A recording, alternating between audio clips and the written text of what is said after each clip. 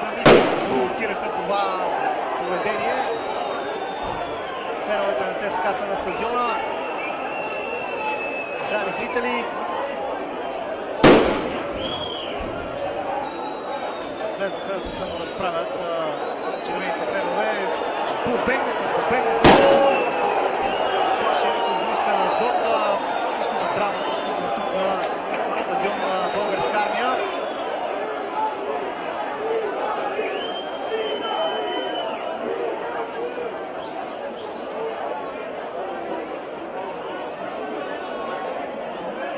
Вижте къде отидоха част от футболистите на Аждот. Това е край